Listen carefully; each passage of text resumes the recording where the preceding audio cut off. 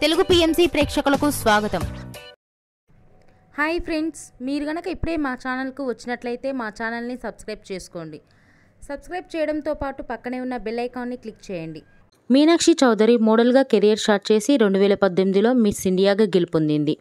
ఇచ్చట వాహనాలు నిలపరాదు అనే సినిమాతో తెలుగు ప్రేక్షకులకు పరిచయమైన మీనాక్షి చౌదరి తెలుగు, తమిళ భాషల్లో వరుస సినిమాలతో హీరోయిన్గా నటిస్తూ దూసుకుపోతుంది. మీనాక్షి చౌదరి తన లేటెస్ట్ ఫొటోస్ని అభిమానులతో పంచుకుంది. ఆ ఫొటోస్ని మనం కూడా చూసేద్దాం.